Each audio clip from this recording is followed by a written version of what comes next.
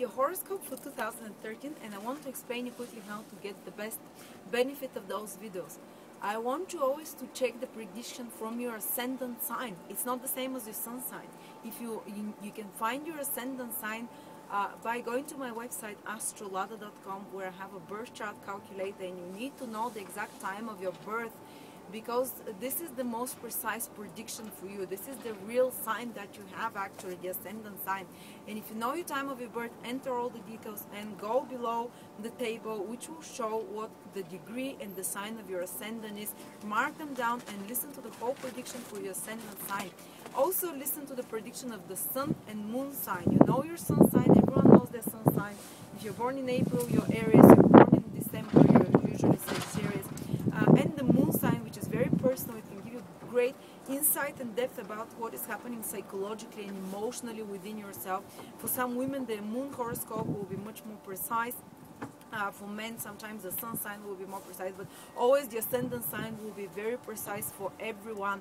And then I want you to listen to the second part of the sun and moon predictions horoscopes, because I give you specific transits there, and they will be overpowering the influence of everything else that I hear. If you hear your exact day of birth, your exact degree of the ascendant or the moon mentioned in the horoscope, then this really will ring a bell for you and you'll really feel it in that ear. But always listen to the ascendant prediction for the sign. And if you don't know what your time of birth is, then you can contact one of my psychics for just $14, for just $15 and have a reading with them, because they don't need your time of birth. They are amazing. I've headhunted them from all over the world.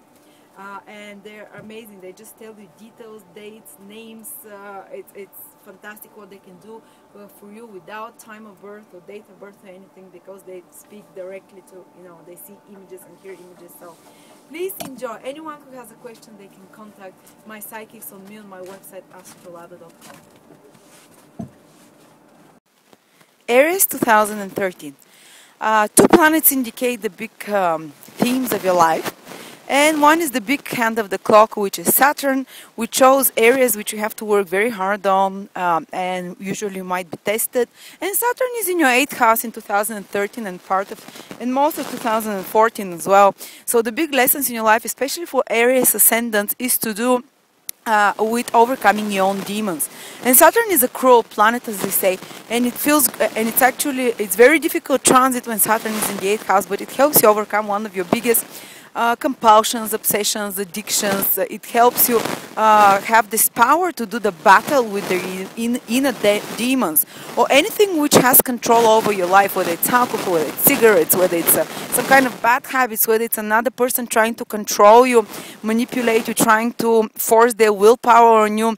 Anything which has more control over you, this is the 8th house, and Saturn there is making you deal with this better, and is going to help you overcome this. Initially, those obsessive compulsive behaviors might be increased, they might be brought to the surface, so you can pay them more attention, so they become unbearable, or someone trying to control you, or anything, your inner demons controlling you, your inner addictions, fears, anything which is negative, the weak spots, the weaknesses of the personality, which is fears, which is paranoias, which is obsessions, compulsions, anything which has control over you. This is what Saturn will initially increase when it's in your 8th house. So it increases them, so you can face them and you can exterminate them within the 2 years that Saturn stays in your 8th house, and you can lead the battle. 8th house is the house of leading the battle, and Saturn is a cruel planet, so it helps you lead the battle by having more self-control, more self-discipline, being more harsh towards yourself, that you do not let those overpowering influences or people or your own habits and weaknesses have control over you. So that's one good thing, So anyone who's trying to stop a bad habit, it's a great time for them. But it will take a big, fierce battle. It's not going to come easily. It's going to come through some crisis situation. It's going to come through some difficulty and through really putting a lot of hard work into it. 8th house is also the house of changes, and Saturn is the planet of work and career. So for many people, when Saturn is transiting their house, the 8th house, there is a change in career.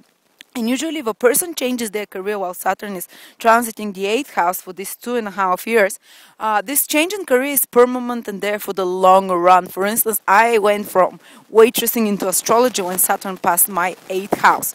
And it is, as I said, 8th house is changes, Saturn is work. So you see how the meaning of both is fusing.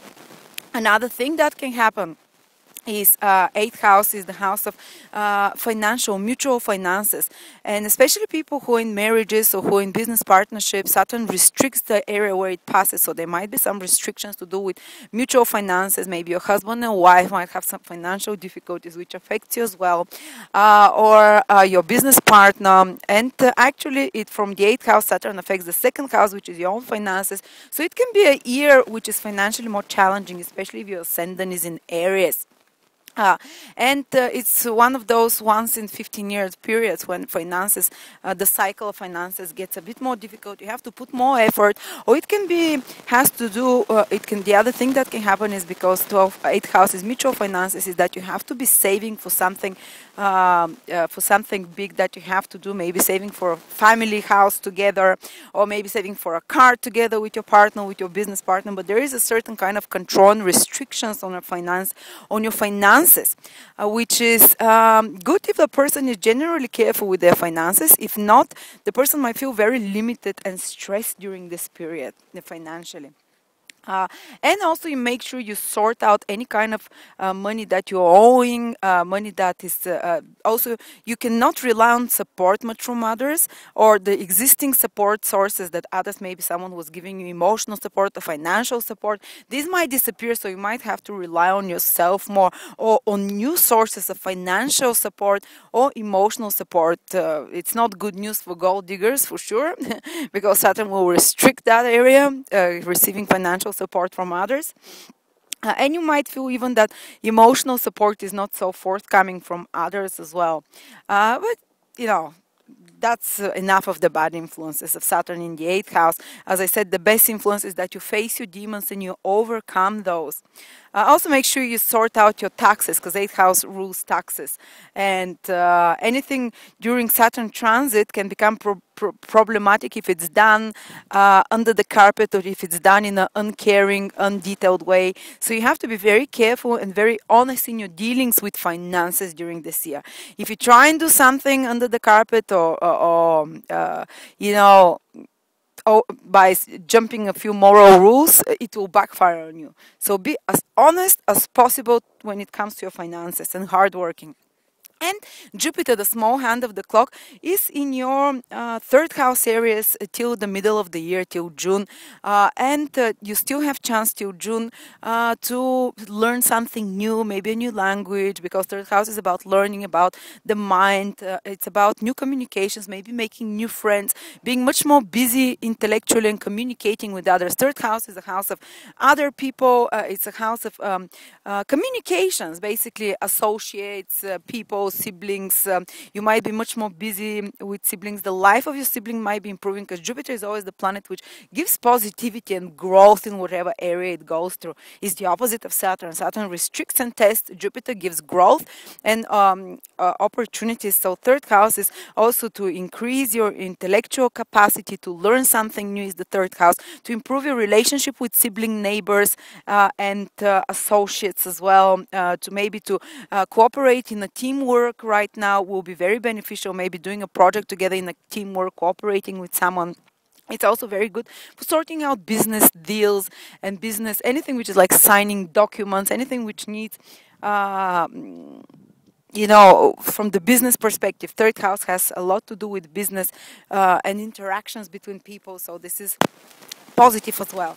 And also, for instance, when Jupiter passed through my house, I did a website, because it's about media, it's about communications, it's about Facebook, it's about Twitter, so you might be much more busier. Or something positive can come to you through people that you meet there, through the social media, through the any kind of media as well. And people become much more interested in reading sometimes and writing. It's a period when you can benefit from writing something, or from doing some marketing to yourself. 3rd house is marketing, spreading, basically making connections to others, so you're more known.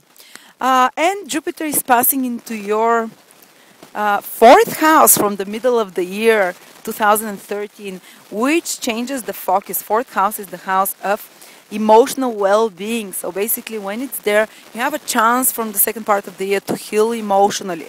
Fourth house is also the house of home. So people will, the second part of the year, for some of you might be building a new home, expanding your house, finding a new place which is bigger and you feel happier, even going to different countries, relocating. But this will happen with ease and positivity for you. And the fourth house is also parents. So some of you can have healing of relationship with parents, so improvement of that relationship. Jupiter was in my house. I was 4 times a day on the phone with my parents on Skype, and they were great support to me. And also, I got a great housemate during this period as well. So something to do with the home environment, with the house, with your inner private world improves and is a source of happiness for you.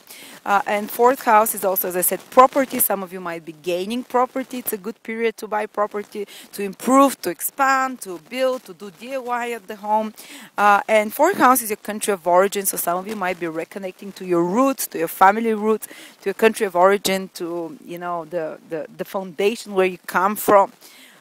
So it's a good period for property, for home affairs, and some of you might just be spending much more time from home and enjoying your time spent with family and close ones, enjoying your time with your dearest and nearest and most private area of your life as well.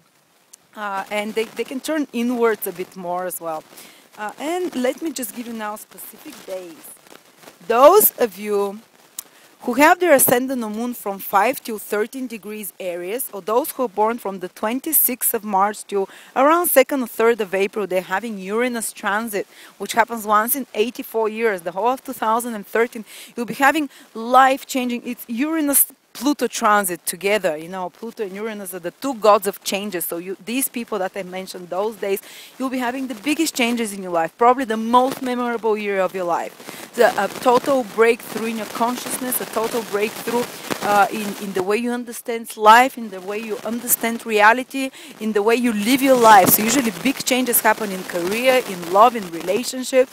They might be sometimes through crisis when a person is resisting the change. But if you want to know more what Uranus Pluto transit brings, you can watch my video Uranus square transit, Uranus Pluto square. Uranus Pluto square, what it will bring for you. I will put a link here for it. But it's a year of big changes in your life. Some of you would want to be liberated of old burdens, of old identities, of old identification, by breaking relationship, by changing jobs, by redirecting their life, by finding new calling in life. There will be a total transformation, and Pluto wants to die, the old in you to die, the old identity to die, so the new can be born. And sometimes it can be a very painful process when the person loses themselves and they're like, kind of, what's happening to me? It's almost a sense of doom and gloom. But by the end of this process, you're totally like the bird Venus, renewed and revamped and re-energized. But the whole process can be quite painful because often people are resisting change. So those dates, remember it, you know, there will be big up and downs. Be careful about your health as well sometimes, because these big changes that are happening on a structural, molecular level within yourself, they can usually they can usually even affect your health sometimes. And for some people who are more spiritually inclined, this can be an awakening of the third chakra, an awakening of those hidden potential skills that they have, the more psychic skills. It can open the third chakra for some of you. So don't be worried. My advice is just go with the flow and try to embrace changes rather than get petrified and get scared about the future, because your higher self will take you on the right path. Thank you so much, and please write to us what happens throughout the year.